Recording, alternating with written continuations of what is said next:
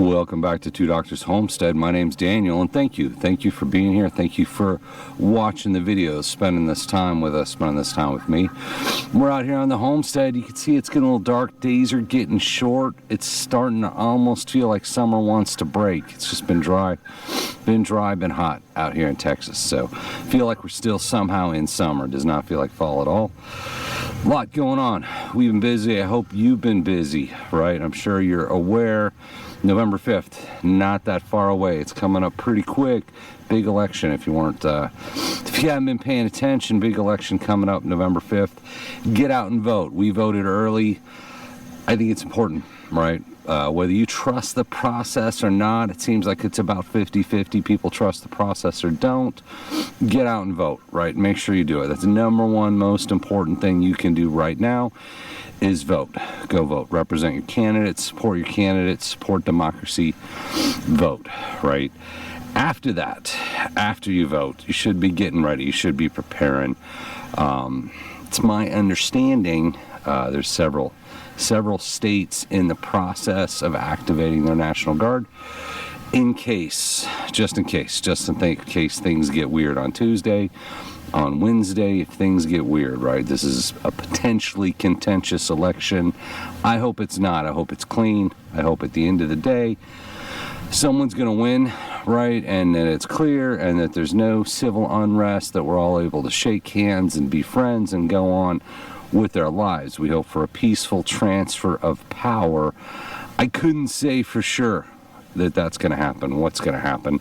We don't know what's going to happen. We're speculating, right? If you're a prepper, tend to speculate, conspiratorize, but I don't believe it's a conspiracy that states are preparing and activating their National Guard in the event of civil unrest. We talked about civil unrest, and I try to keep the content fresh, but I mean, there isn't anything fresher than next Tuesday, right? Tuesday, it's a couple days away. Stuff could happen. We don't know what's going to happen. Potential protests, potential civil unrest, a lot of angry people, right? There's just a lot of emotion right now, a lot of polarization in the nation. I mean, even friends, family, people are very polarized right now. We have our side. And it's like watching the Super Bowl. You know, you have your team. Those team may not know you, but it's your team. You think you're part of that team. That's how our politics is now. People have their sides. They have their team. People are getting emotional, right? So certainly temper your emotions, but be prepared. Be prepared for civil unrest. You could say 72 hours, right? That's the standard government response. 72 hours of food, water, emergency shelter, right? Things we talk about on prepping. And if you're not aware, if this is your first time on the channel, if you're new to prepping but you're interested, you got a little bit of time, not a ton of time. You want to make sure you have food. Dry goods are great. Rice, beans, quick and easy stuff, canned goods, stuff you can cook.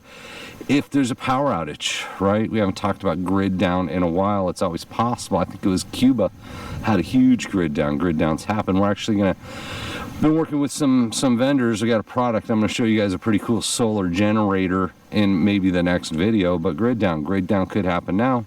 Always a possibility, whether it's infrastructure issue, whether it's an attack, terrorism, domestic terrorism, whatever it is, there's always the possibility of grid down. Could be winter, right? It's going to be winter time soon. Have some food that's easy to prep, low prep food, long shelf life food, stored water. It happens, right? It happens all the time. It happens around the country, around the world, where the tap goes and the water either doesn't come out or it's not safe to drink. You should have cases of water, gallons of water. If you're doing 72 hours, that's 3 gallons per day per person. I don't believe that should be the minimum as an emergency preparedness. You should have more than 72. Is that a week? Is that 2 weeks? What can you comfortably prepare in the event of an emergency, in the event of a disaster, in the event of, we were out in Texas, wasn't that long ago, we lost power for a week. In the event of something like that, natural disaster, natural occurrence, weather, any kind of situation, I feel like a week should be your minimum in terms of food, water. When we talk about medicine, have first aid kits, right? You could be in a situation where the hospital's overwhelmed, 911's down. You have to be your own first responder Number one part of first responder in my mind is a good first aid kit, good trauma kit. We've shown trauma kits. Think about trauma kits, Israeli bandages, tourniquets. There's a list of things you would want in a good trauma kit. Some of it requires more training than others, right? When you're talking about the nasal airway, when you're talking about the chest seals, when you're talking about the decompression needles, that might be more training. And if you don't have that training, I'd recommend you get that training. But those would all be things in a trauma kit, right? Fire extinguishers, think about fire extinguishers. Good to have, whether you're a prepper or whatever, fire extinguishers good to have. Bug out plan, good to have. Fortification plan. I've been reading a lot of the pipe hitters guides, digging his books, several books into the series now, and he talks about fortification, building community. Have a community. We're always building community. I know everyone doesn't celebrate Halloween. I've always been a fan of Halloween, but we sat in the driveway, we met the neighbors, we gave out candy. I think we even pulled a couple new people into the group. Might even watch this video. It was great meeting you guys. Gave them a tour of the place, talked to them. You want to build that community. You want to have people you can rely on, people you can trust. It takes time to get to know people, but sometimes you've got to reach out. You got to take that first step. Try to bring people in, bring people into the community.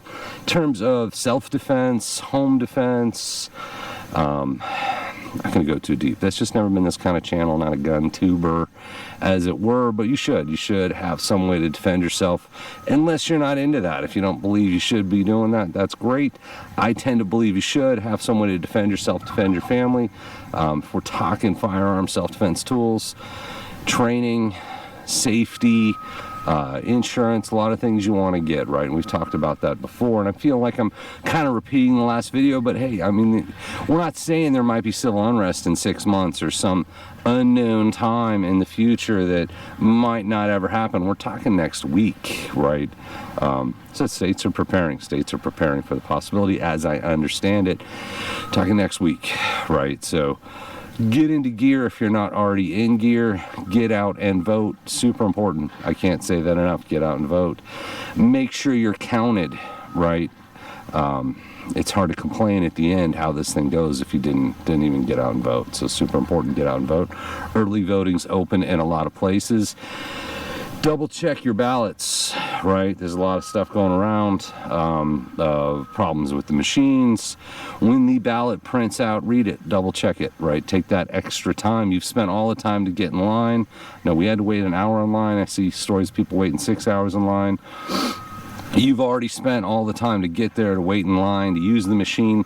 Take 25 seconds when the thing prints out and just look at it. It should show, right? It should show who you voted for. Check it. Make sure you're getting what you voted for, right? That your voice is heard.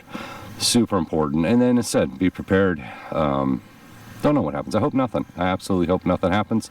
Someone saw a great post. I saw one which was, I hope nothing happens on November 5th, on November 6th, that there's no civil unrest, that the election is decisive, that we all walk away shaking hands like, hey, here we go, that power is transferred peacefully, right? But we don't know. We don't know what's going to happen, right? It's going to be bumpy. It's going to be a bumpy ride. I think states are preparing for a potential bumpy ride. Maybe it won't be. So I said it would be. Maybe it won't. Let's hope it's not. But it's a good time. Good time to get prepared. Just check your stocks. What kind of food do we have around the house? What kind of water do we have around the house?